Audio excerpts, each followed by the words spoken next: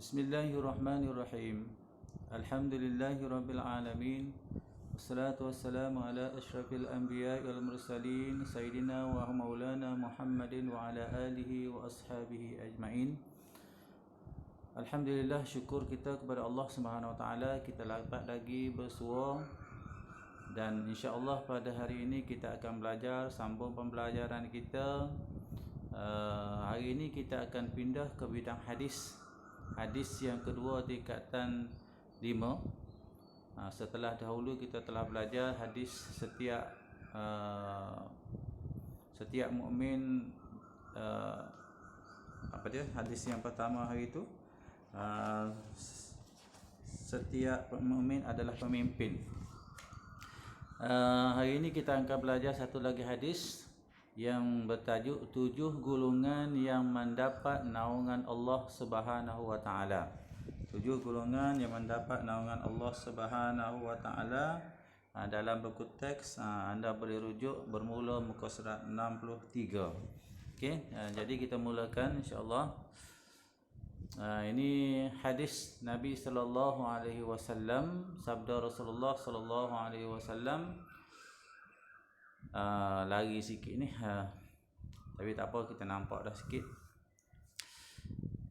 An Abi Hurairah radhiyallahu anhu 'anil Nabi sallallahu alaihi wasallam qala sab'atun yuzilluhumullahu fi zillihi yawma la zilla illa zilluh al-imamul 'adilu wa syabun nasha'a fi ibadati rabbih ورجل قلبه معلق في المساجد ورجلان تحابا في الله اجتمعا عليه وتفرقا عليه ورجل طلبته امرأة ذات منصب وجمال فقال إني أخاف الله ورجل تصدق أخفى حتى لا تعلم شماله ما تنفق يمينه ورجل ذكر الله خاليا ففاضت عيناه. Okay, hadis ini hadis muttafaqun alaihi yang diriwayatkan bersama oleh Imam Bukhari dan Imam Muslim. Ya, insya-Allah. Apa maksudnya? Terjemahan hadisnya, sab'atun yuzilluhumullahu fi zillih. 7 golongan yang mendapat naungan Allah Subhanahu wa taala dalam naungannya. Apa maksud naungan di sini? Naungan bermaksud mendapat perlindungan daripada kepanasan cahaya matahari di padang mahsyar. Ini berlaku di padang mahsyar apabila semua manusia dibangkitkan oleh Allah Subhanahu wa taala berhimpun di padang mahsyar. Yang keadaan padang mahsyar ini kita dah tahu yang panasnya terasa macam matahari sejengkal di atas kepala, dan di padang mahsyar ini tidak ada bayang. Tidak macam keadaan di dunia, kita ada banyak bayang, ada pokok-pokok, ada bangunan, kita boleh berlindung di bawahnya kalau kita kepanasan.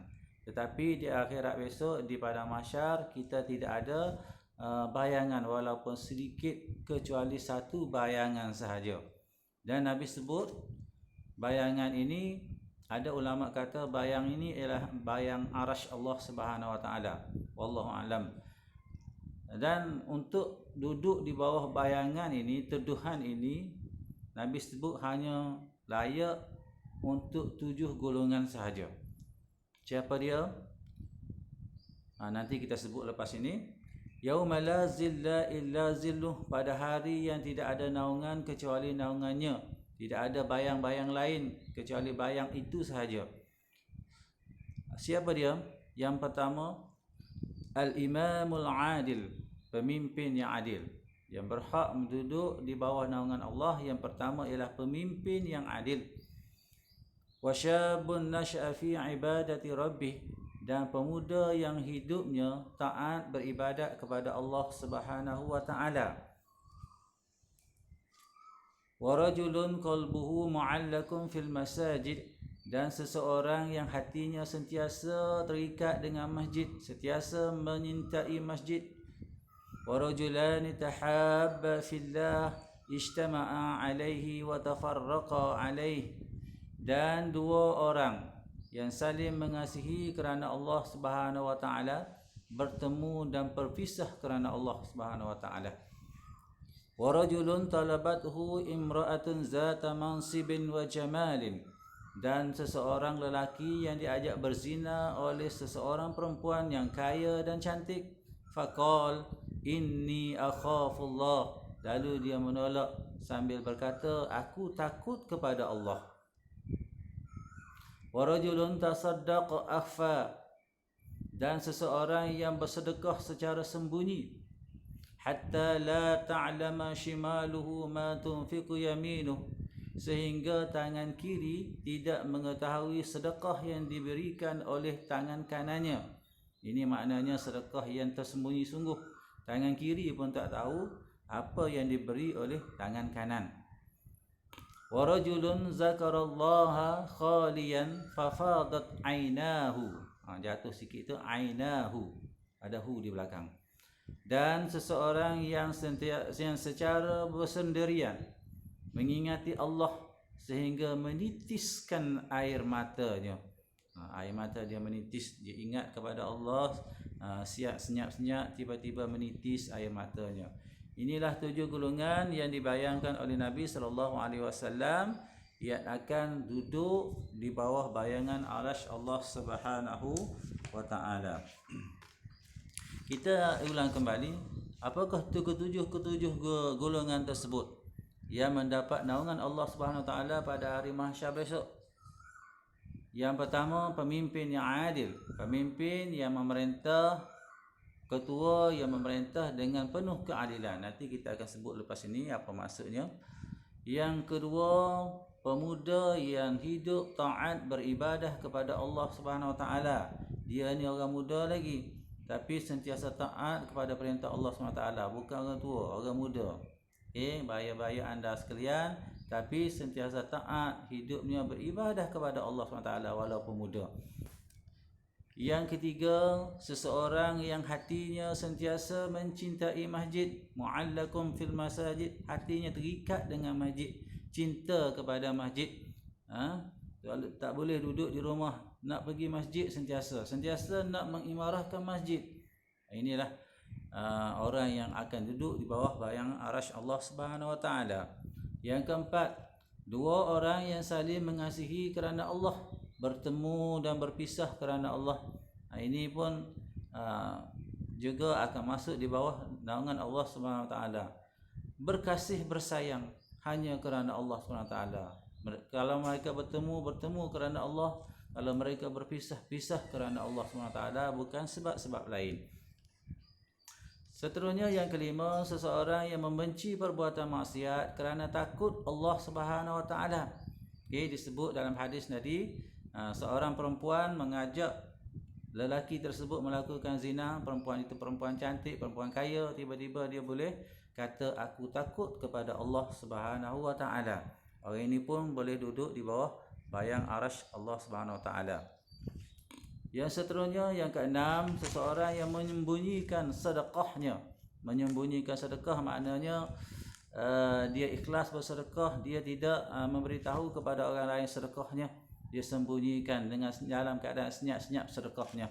Ini pun orang yang duduk di bawah bayang arasy Allah Subhanahu wa taala.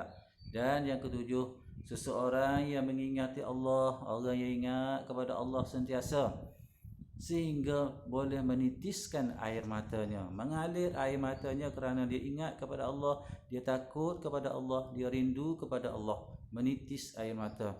Inilah 7 golongan yang disebut oleh baginda Rasulullah SAW akan termasuk dalam golongan yang mendapat naungan Allah Subhanahu wa taala pada hari di mana tidak ada naungan lain kecuali naungan Allah Subhanahu wa taala. Jadi kita kenalah berikhtiar agar kita kalau bolehlah termasuklah dalam 7 golongan ini. 7 dalam golongan ini, insya-Allah kita tidak akan kepanasan apabila kita berada di padang mahsyar esok yang keadaannya amat sengsara. Okey, lagi sikit PowerPoint ustaz ni, dan minta maaf ya, boleh rujuk kepada dalam buku. Okey, seterusnya kita akan detailkan sikit lagi tentang ketujuh golongan ini. yang akan mendapat naungan Allah Subhanahu Wa Taala. Yang pertama, pemimpin yang adil. Pemimpin yang adil. Apa maksud pemimpin yang adil? Pemimpin yang adil ialah pemimpin yang menjalankan tanggungjawab terhadap orang yang di bawah pimpinannya, berpandukan Al-Quran dan As-Sunnah. Dia memang bertanggungjawab, dia laksanakan tugasnya terhadap orang yang dia pimpin dengan penuh keadilan. Dia memberi hak kepada orang yang berhak, dan dia bertugas berpandukan Al-Quran dan Sunnah, tidak berat sebelah dan sebagainya. Ini pemimpin ini berhak mendapat naungan Allah SWT. Nombor satu lagi. Okey, apa contohnya? Okey, contohnya yang pertama ialah pemimpin yang memastikan keperluan asas rakyat dipenuhi. Dia bukan joli untuk kekayaan dirinya semata-mata. Dia bertanggungjawab terhadap rakyat, keperluan rakyat dia penuhi. Orang ini berhak mendapat naungan Allah SWT. Yang kedua, pemimpin yang mencegah kemungkaran daripada berleluasa di dalam rakyat bawahannya. Perkara mungkar dicegah, perkara baik disuruh, dan perkara mungkar dicegah. Pemimpin macam inilah yang kita inginkan, dan dia sebagai balasannya akan termasuk dalam golongan orang yang mendapat naungan Allah Subhanahu Wa Taala. Yang kedua, pemuda. Dia tulis sini pemuda, maknanya orang-orang muda, baya-baya anda sekalian, yang hidupnya taat beribadah kepada Allah Subhanahu Wa Taala. Hidup pemuda ini taat ibadah kepada Allah Subhanahu Wa Taala. Tidak kebanyakan pemuda-pemuda hari ini yang ibadahnya oleh kerana mereka rasa muda lagi, tidak ramai yang beribadah kepada Allah SWT. Tidak ramai yang boleh duduk istiqamah di masjid. Tidak ramai yang boleh berpuasa sunat kerana Allah SWT. Tapi pemuda ini yang mendapat naungan Allah SWT ini, mereka taat kepada Allah dan mereka beribadah kepada Allah. Mudah-mudahan anda sebenarnya sekalian akan tergolong dalam golongan pemuda macam ini. Pemudi pun samalah. Pemuda disebut sini, dia sebut lelaki, perempuan pun sama. Kalau sebut lelaki, dalam kaedahnya termasuklah perempuan. Jadi pemuda dan pemudi yang hidupnya taat beribadah kepada Allah, maka dia termasuk dalam golongan yang mendapat naungan Allah SWT. Apa maksudnya pemuda yang memenuhi masanya dengan melakukan ibadah? Dia penuh masa dengan melakukan ibadah kepada Allah Subhanahu Wa Taala, sama ada ibadah wajib atau sunat. Ini jarang sekali kita jumpa ni pemuda yang beribadah. Yang biasa kita jumpa ialah orang-orang tua yang rasa nak mati dah, yang pencen-pencen. Mereka kuat berlakukan ibadah di masjid. Orang-orang muda jarang kita nampak di masjid. Masya Allah. Kalau boleh pemuda yang macam Nabi sebut ini, pemuda inilah mendapat keistimewaan Allah Subhanahu Wa Taala. Apa contohnya? Mereka melaksanakan tuntutan solat 5 waktu dan ibadah puasa dengan sempurna. Bahagian sembahyang 5 waktu cukup, puasa cukup dengan sempurna. Mereka melazimi qiyamul lail, melakukan qiyamul lail sama, dan membaca Al-Quran dan zikir. Pemuda macam inilah yang istimewanya yang Nabi sebut, ia akan masuk dalam golongan yang mendapat naungan Allah Subhanahu Wa Taala. Yang ketiga, seseorang yang hatinya sentiasa mencintai masjid. Hati dalam orang ini cinta kepada masjid, terikat dengan masjid, gelisah kalau tak boleh pergi masjid, gelisah. Terutamanya dalam musim-musim Covid ni, dia larang pergi masjid, kadang-kadang mereka rasa gelisah sangat. Orang macam ini yang akan mendapat naungan Allah SWT. Apa maksudnya? Seseorang yang hatinya sentiasa berasa seronok memakmurkan masjid dengan aktiviti ibadah dan kebajikan. Seronok dia pergi masjid, seronok dia buat ibadah di dalam masjid, seronok dia melakukan kebajikan yang berpusatkan di masjid. Dia sentiasa pergi masjid. Contohnya menunaikan solat fardu secara berjamaah. Orang yang dapat naungan arasy Allah SWT. Istiqamah melakukan solat berjemaah 5 waktu, tak pernah tinggal. Menyertai aktiviti masjid seperti majlis ilmu, orang ngajar pergi dengar di masjid. Program sukan dan riadah pun dibuat di masjid, dia sertai. Orang lagi ni istimewa, dia akan mendapat naungan arasy Allah Subhanahu Wa Taala. Senang saja, tapi payah nak dibuat oleh kita. Payah nak buat, nak istiqamah, terutamanya nak pergi masjid sembahyang berjemaah pun jarang-jarang, terutamanya orang-orang muda. Yang keempat, orang yang mendapat naungan arasy Allah SWT ialah dua orang yang saling mengasihi kerana Allah SWT. Ini dua orang, dia sayang kerana Allah. Kenapa dia sayang kepada A, sayang kepada B? Kerana A ataupun B itu beragama Islam macam dia sayang kerana Allah, bertemu dan berpisah kerana Allah. Kalau dia bertemu pun bertemu kerana Allah, kalau dia terpaksa berpisah pun berpisah kerana Allah Subhanahu Wa Taala. Maksudnya dua orang bersahabat berasaskan keimanan dan ketakwaan kepada Allah Subhanahu Wa Taala. Jadi berkawan ataupun orang Kelantan kata bersaing, perlulah berasaskan kepada keimanan. Kita kawan asas keimanan, takwa kepada Allah Subhanahu Wa Taala. Jangan ada kepentingan lain ketika kita berkawan. Apa maksudnya? Apa contohnya? Contohnya, ni lagi sikit ni, tolong tengoklah dalam buku. Contohnya ialah kita tengok Sayyidina Abu Bakar sentiasa mendampingi Rasulullah sallallahu alaihi wasallam. Sayyidina Abu Bakar teman rapat Rasulullah sallallahu alaihi wasallam, mencintai Rasulullah, menyayangi Rasulullah, begitu hebat. Ketika berhadapan dengan pelbagai ujian semasa berhijrah ke Madinah, Abu Bakar lah yang menemani Rasulullah sallallahu alaihi wasallam. Ujian, sama-sama susah, berada dalam gua 3 hari, susah, bersama dengan Nabi. Sahabat lagu ni lah, dia sayang kerana Allah, dia akan masuk dalam golongan yang mendapat naungan arasy Allah SWT. Yang kedua contohnya ialah persaudaraan antara Muhajirin dan Ansar.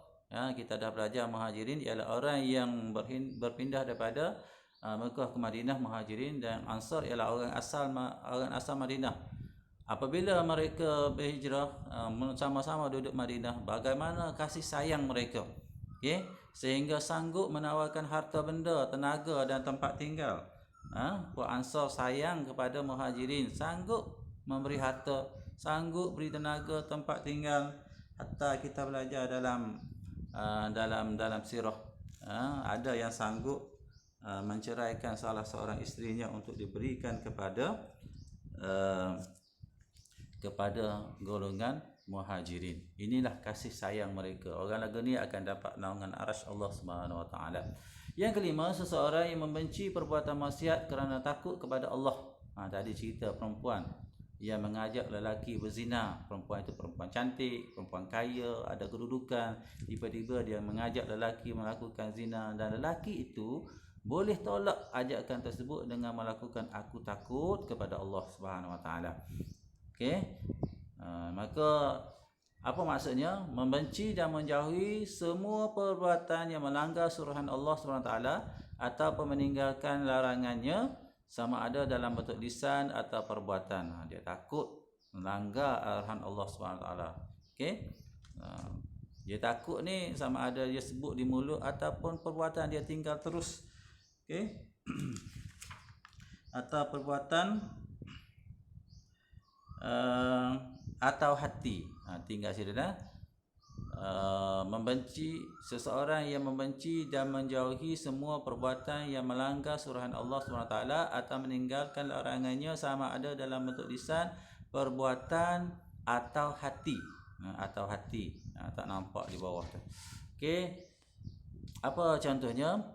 Menjauhi perbuatan mencuri contohnya. Ini perbuatan yang tak baik.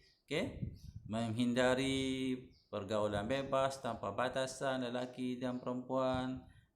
Menghindari daripada perbuatan-perbuatan yang membawa kepada zina. Inilah orang yang istimewa yang akan mendapat naungan arasy Allah SWT. Yang kelima. Yang keenam, seseorang yang menyembunyikan sedekahnya. Dia bersedekah dia tahu kelebihan sedekah, tapi sedekah dia tidak diwar-warkan, tidak dia royak ke orang. Dia sembunyikan. Okey, bukan dia panggil wartawan tengok aku bersedekah. Itu tak termasuk dalam golongan ini. Orang yang mempromosikan sedekah tidak untuk diri dia, dia cakap dia memberi sedekah, dia tidak termasuk dalam golongan ini. Sesuatu pemberian yang bertujuan untuk mendekatkan diri kepada Allah SWT semata-mata tanpa mengharapkan pujian manusia. Dia buat ini kerana nak dekatkan diri kepada Allah, tak harap pun manusia puji. Kalau manusia tak tahu pun tak apa, tak ada masalah untuk dia. Dan dia berusaha menyembunyikan apa yang kebaikan sedekah yang dia buat. Orang ini istimewa. Okey, apa contohnya? Memberikan sumbangan kewangan secara perbankan dalam talian, banking online. Orang tak tahu, dia masuk saja. Okey, katakan ada masjid perlu kepada sumbangan kewangan untuk membina bangunan tambahan ke, okey, dikeluarkan nombor akaun, dia masuk je nombor akaun, dia tak cakap pun siapa dirinya, dan dia tak bagi tahu pun orang lain. Ini istimewa orang ni. Mewakafkan tanah bagi tujuan pembinaan masjid, tanah dia yang mahal dia boleh wakafkan kepada masjid dan dia tak cakap pun dia wakaf. Okey, dia sembunyikan. Ini orang yang istimewa yang mendapat naungan arasy Allah SWT. Yang ketujuh, seseorang yang mengingati Allah sehingga boleh menitiskan air mata. Seseorang, maksudnya ialah seseorang yang mengingati Allah sama ada melalui hati dan lisan, ingat kepada Allah dengan penuh ikhlas dan takut kepadanya, takut kepada Allah. Ingat seorang-seorang kadang-kadang menitis air mata, takut kepada Allah, rindu kepada Allah Subhanahu Wa Taala. Okey, contohnya beristighfar dengan mengharapkan keampunan Allah Subhanahu Wa Taala sehingga mengalir air mata mengenangkan dosa yang dilakukan. Okey, hidup dia beristighfar contohnya. Okey, ingat dosa-dosa dia lakukan, takut dia kepada Allah, akhirnya boleh menetiskan air mata.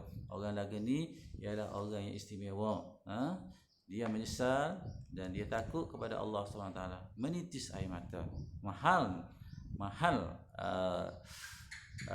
air mata yang keluar kerana Allah Subhanahu Wa Taala. Bahkan air mata macam ini, air mata yang boleh memadamkan api neraka. Okey, kita dah belajar tentang 77 golongan yang mendapat naungan Allah Subhanahu Wa Taala, dan Ustaz harap kita berusahalah untuk menjadi termasuk dalam ketujuh golongan ini. Kalau ada 1-2 ciri pun kira okey dah. Okey, jadi apakah pengajaran yang kita dapat ambil daripada pengajaran kita hari ini, belajar kita hari ini ialah kita hendaklah, jangan lupa, kita hendaklah depan berlaku adil dalam setiap tindakan, kerana sikap tersebut merupakan suruhan Allah SWT. Dalam ini disebut pemimpin. Jadi kita kena adil semua tindakan kita, terutamanya kalau kita menjadi ketua. Yang kedua, kita hendaklah memanfaatkan usia muda dengan mendekatkan diri kepada Allah SWT. Jadi muda ini manfaatkan untuk dekat kepada Allah SWT. Masa kita gagah, masa kita kuat, kita buat ibadah kepada Allah SWT. Jangan tunggu tua lemah baru nak buat ibadah. Tidak ada tidak ada kesungguhan nampak di situ. Jadi pemuda-pemuda, termasuk anda semua, jadilah seorang yang sentiasa beribadah kepada Allah SWT. Kita hendaklah, yang ketiga, kita hendaklah berusaha untuk mengimarahkan masjid agar syiar Islam dapat ditegakkan. Minta maaf banyak salah eja tu, mengimarahkan masjid. Jadi kita kena imarahkan masjid, pergilah ke masjid, terutama kalau nak sembahyang, sembahyanglah istiqamah, sembahyang berjemaah di masjid, besar pahala dan besar kelebihannya. Okey, kita hendaklah saling mengasihi supaya masyarakat hidup aman dan damai. Jadi kita sesama Islam terutamanya kena sayang dan kasih mengasihi. Okey, macam kita cerita dah tadi, kita hendaklah menjauhi perbuatan maksiat agar selamat daripada kemurkaan Allah Subhanahu wa ta'ala. Jangan buat maksiat. Jadi dalam PowerPoint ini hanya Ustaz sebut 5, tapi dalam buku teks ada 7. Ada 7. Maknanya 7 golongan, 7 pengajaran yang dia buat. Jadi Ustaz tak sebutlah kesemuanya. Jadi untuk ada lagi berusaha, kita adalah berusaha membanyak sedekah kerana amalan tersebut dapat menyucikan harta dan jiwa. Tak nampak, minta maaf, tak nampak. Dia lari sikit. Setting kita dalam komputer masuk dalam telefon dia lari sikit. Dia lari. Jadi kalau nak jelas tengok dalam buku teks. Okey, itu saja yang kita belajar hari ini. Yang pentingnya ialah satu, anda boleh baca hadis dengan baik. Hadis ini akan penilaian bacaannya akan dibuat. Yang kedua, fahamkan hadis ini, boleh sebut 7 golongan yang mendapat naungan arasy Allah SWT. Dan satu lagi ialah hayati hadis ini. Kita berusahalah untuk termasuk dalam 7 golongan ini, agar nanti kita berada di pada mahsyar, kita tidak akan kepanasan. Jadi untuk setakat itu hari ini, terima kasih kerana menonton. Buat nota elok-elok, buat nota elok-elok, catat dalam buku nota. Sallallahu ala sayyidina Muhammad wa ala alihi wa sahbihi ajma'in. Wassalamualaikum warahmatullahi wabarakatuh.